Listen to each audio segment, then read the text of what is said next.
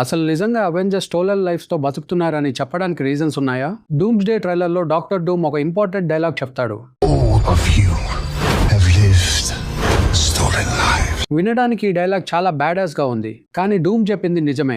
Marvel history మొత్తం చూస్తే మన హీరోస్ ఉండకూడని కొత్త టైమ్ లైన్స్ ని క్రియేట్ చేస్తూ వచ్చారు. అవెంజర్స్ ఎండ్ గేమ్ లో స్టీవ్ రాజర్స్ టైం ట్రావెల్ చేసి పాస్ట్ కి వెళ్ళాడు. అక్కడ ఒక కంప్లీట్ లైఫ్ ని లీవ్ చేశాడు. అంతేకాదు అక్కడ ఒక ఫ్యామిలీని కూడా స్టార్ట్ చేశాడు. అంటే ఒరిజినల్ టైమ్ లైన్ లో ఉండకూడని ఒక లైఫ్ ని క్రియేట్ చేసినట్టే.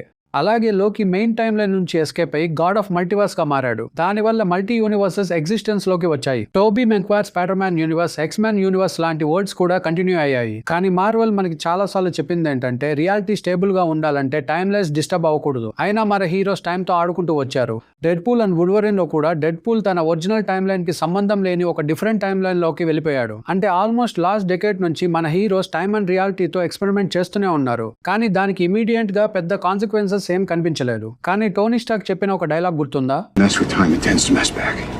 You'll see. ఇప్పుడు ఆ టైం ఫైనలీ వాళ్ళతో మెస్ బ్యాక్ చేస్తున్నట్టుంది. అందుకే డాక్టర్ డూమ్ చెప్పినట్టు you have all lived stolen lives అనే డైలాగ్ జస్ట్ ఒక బ్యాడాస్ లైన్ కాదు. మన హీరోస్ చేసిన time travel and multiverse changes కి ఫైనల్ గా కాన్సిక్వెన్సెస్ అవెంజర్స్ డూమ్స్ డే లో స్టార్ట్ అవబోతుందేమో.